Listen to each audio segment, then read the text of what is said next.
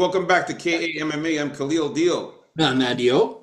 and we are back to talk about our UFC 315 final thoughts, predictions, and face-offs for the prelims here. UFC 315 held in Montreal, Quebec, Canada, and we are going to talk about the final thoughts of the prelims. Of course, the main event is going to be Bilal Muhammad against Jack Della Maddalena. So to start it off, just finished watching the face-offs. I'm pretty excited to talk about this, man. We got the first fight, Brad Katona versus Bekzat. How do you say his name here? Uh, I'll let you run with Bekzat. that one. Bekzat Al Makan. Who do you have here, Andy O? Yeah, I can't really change my mind about this one. I'm still going with Bezcat here. I find it hard to pick Katone against the majority of UFC guys he's facing. So yeah, I'm sticking with Al Makan here. I think he's a better striker, and I think it's even possible that he winds up knocking out Katona, who usually goes to decision in his fights. So, but I'm still going to call decision or knockout for Al Makan. All right, I gotta say though that this is going to be a close fight, man. I really think that this is going to be very close. This fight should go to decision. Man, both of these guys. First thing I noticed is Bekzat Al Makan. He is very ripped. He's in great physical shape. He's taller than Brad Katona, and he's more ripped than Brad Katona, but he is skinnier. Okay, I did notice that Brad Katona has bigger muscles. He's a bit thicker. He's also in fantastic shape as well, but he is a little bit bigger than Bekzat. But again, as we talked about it, man, Brad Katona has no power in his hands. Like we talked about his 14 wins. Most of his wins are coming by decision. We're talking 10 decision wins out of those 14 wins and 3 submissions, only 1 knockout. So he's not a powerful guy. He likes to grapple, keep the fight to the ground. But the thing about Bekzat is he could do the same. So I really like Bekzat Al Makan because he's got more power. He's got a lot of knockouts. Out of his 11 wins, we're talking a nice 9 knockouts and only 1 decision, 1 sub. So he's got the power there. He knows how to grapple. He knows how to wrestle. So this should be an interesting fight. I think it's going to be a very good fight to start off the card. But I am also sticking with Bekzat Al Makan to get the win here. And I say he wins also by decision. I don't think that this fight is going to not go the distance. I really think it's going to go to the distance. It's going to be a really good fight. Yeah, Katona's good at that. Yeah, he's like a decision specialist, man. All right, so we are still in agreement with the first fight of the prelims. Let's move on up to the next fight here. All right, we got Daniel Santos against Jung Young Lee. For this one here, man, I got to stick with Jung Young Lee. You can see that the guy is so much taller than Daniel Santos. So much bigger than Daniel Santos as well. The fact that Daniel Santos is coming in on short notice. Again, this fight was supposed to be Jung Young Lee versus Gavin Tucker. And that fight didn't happen because Tucker withdrew. So this guy came in on short notice to, step up and face Jung Young Lee. So Jung Young Lee on a full camp, being the taller guy, the bigger guy. Daniel Santos came in decent shape too, but he's not as muscular and ripped as Jung Young Lee. And like I said, Jung Young Lee, man, has been looking very good, except for his last loss against Hyder Emil. But that's a big guy with a lot of knockout power. Daniel Santos doesn't have that kind of power. I like the 3-inch height advantage here. I think it's even more than 3 inches when you look at this picture here. And I love the 6-inch reach advantage that he's going to have over Daniel Santos. So give me Jung Young Lee. I got him winning by... you know what? For this one here, I'm going to say Daniel Santos is a pretty tough son of a bitch. He's never been finished. I'm going to go Jung Young Lee wins this by decision here. Yeah, I was expecting a pretty significant size difference into this fight. That's why I got Jung Young here pretty early on, and the money's been pouring on him as well.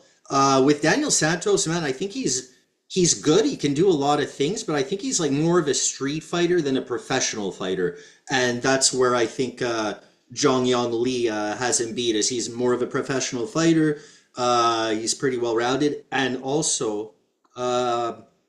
Yeah, 2 years off. It's a long time. So give me Jung Young Lee by. I'm going with decision also, but knockout. So decision or knockout. All right, an agreement still with this one. Let's get to the next fight here. Marc-André Barriault against Bruno Silva. Andy, who you got here? Yeah, here I'm still sticking with Bruno Silva. I think it's a great dog play. I'm not going to fall into the homeboy trap here with Barrio. I still think his chin is finished. Silva doesn't have to worry about any submissions or any takedowns in this one. So I think that opens it up even more for him to be looser in there, for him to get his striking going. I predict a knockout or decision for Bruno Silva here. All right, so for this one here, as we can see here, Bruno Silva came out and physically, I think Marc-André Barriault is the bigger guy. He is much bigger, not much bigger, but you can see that he's bigger. He's thicker. He's got more muscles. He's more ripped than Bruno Silva. Bruno Silva's got that little bit of a tummy there, but he is kind of skinny. I was expecting Bruno Silva to be in better shape, but unfortunately, he is not. I think that Marc-André Barriault is the guy that's in better shape in this one here. Bruno Silva coming off 4 losses in a row. He got subbed, and then the rest of the losses were by decision. Marc-André Barriault also coming off a 3-fight losing skid as well. But you know what, man? I'm switching my pick. I'm switching my pick. I am going with the hometown kid here, Marc-André Barriault from Laval, Quebec, which is pretty much Montreal. I gotta go with Marc-André Barriault, man. I think that he gets it done, man. I think he's gonna surprise some people, man. Oh, sorry, he's from Gatineau, Quebec, which is a little bit further than Montreal. So I got to go with Marc-André Barriault. The fans are going to be going wild. I think if this fight goes to decision, he's going to definitely win it. And I'm going to go knockout or decision. I think Marc-André Barriault is making a comeback here. Bruno Silva is still a good dog, though. I will say he's still a good dog. But I'm going to switch my pick and go for Marc-André Barriault in this one here. I had to switch my pick, man. The deal, you fell for it, eh? You fell for Go it. for the hometown. After doing a bit more research, man, I think Marc-André Barriault can get it done. All right, so we're in disagreement with this one here. Let's move on to the next fight here. We got Navajo Sterling against Ivan Erslan. So for this one here, man, I'm sticking to my pick originally, Navajo Sterling. He came out here looking in fantastic shape. This guy is ripped. He's muscular. He's built. He looks amazing. Ivan Erslan is bigger. He's much thicker and a little bit more muscular, but he's not as ripped as Sterling. And Sterling has a little bit of a... I think these guys are almost about the same height there when you're looking at them there. So they're pretty much the same height. He's supposed to be a couple of inches taller, Navajo Sterling there, but as we can see here in this picture, it's pretty close to the same height here. But yeah, I like Navajo Sterling, man. I got him winning here by knockout or decision. I just think he's a better fighter than Ivan Erslan. I think he's going to keep that amazing 7-inch reach advantage, keep that distance, create that space that he needs to do to keep piecing him up on the feet with the punches and kicks. And yeah, I just like the reach advantage. I think he's going to do a very good job of getting the win here. Knockout or decision, give me Navajo Sterling. Yeah, I'm still going with Sterling here. The only thing I don't like is I saw a bit of his arms falling down later in that fight against a shitty opponent and him getting a bit tired out there, which I didn't like.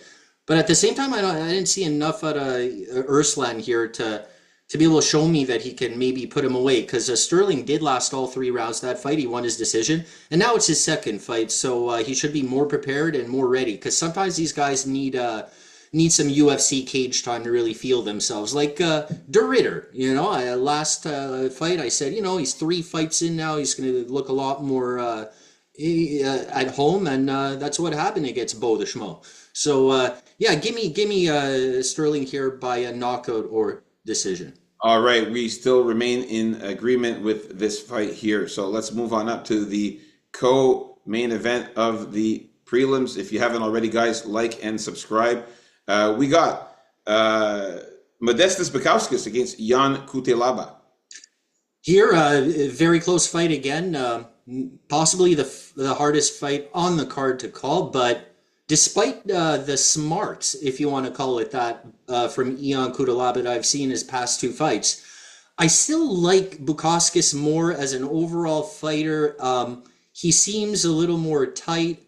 His shots are more precise. He's less of a brawler, bit more calculating, but he does have power. He is a finisher. He can even get subs, and I don't think he's that easy to take down if Kudalaba thinks he can resort to his takedowns and take him down no problem. I think it's going to be a tough fight. I think Bukauskas is going to make him work, and the longer it goes, I think the more of a chance Bukauskas has, because Ion Kudalaba, his gas tank is always suspect, and his chin now, I say, is more suspect than ever. So give me Bukauskas by a knockout or decision. All right, so for this one, I'm sticking to my pick as well, man. I like Modestas Bukauskas here.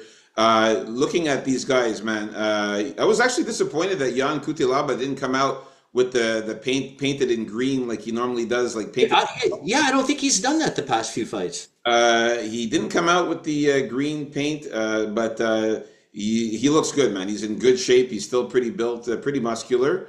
But Modestas Bukauskas, man, much bigger fighter, man. You can see that this guy is more ripped. He's more muscular. He's even bigger, I find, than Jan Kutilaba. He has the height advantage there. Nice 2 inches taller than Jan. And also he has a 3-inch reach advantage there for Bukauskas, man. So looking at these two, man, they were really intense in the face-offs, man. They weren't even smiling at each other at all. As you can see in this picture here, Dana White had to split them up, man. They looked like they were going to kill each other. And yeah, man, it looks like there's no love here with these two. So this should be a real crazy battle. I don't see this fight going to decision. I like Modestas Bukauskas to win by knockout or submission. I think he finishes Jan Kutilaba in this one. All right.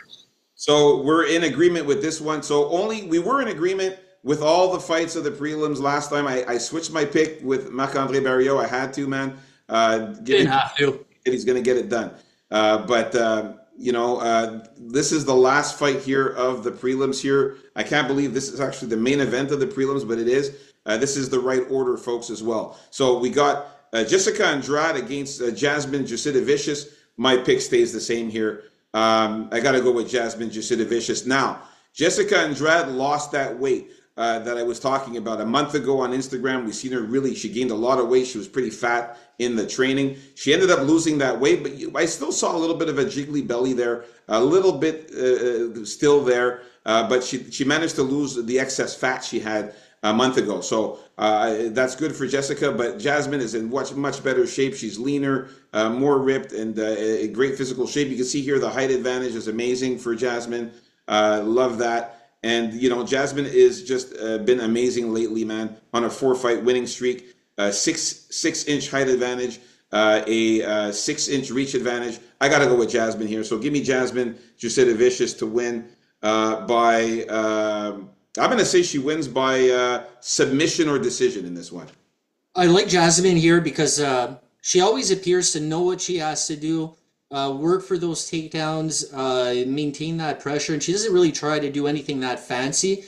And her striking is improving slowly. It'll never be world class, but I don't think she needs to, as long as she keeps up that great ground game, tries to get those takedowns, and keeps up that awesome top pressure.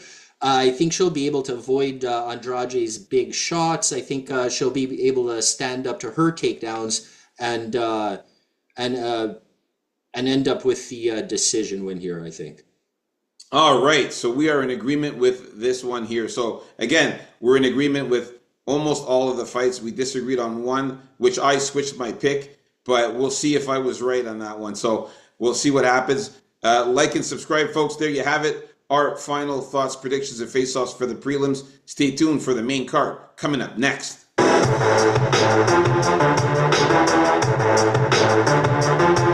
out, KAMMA.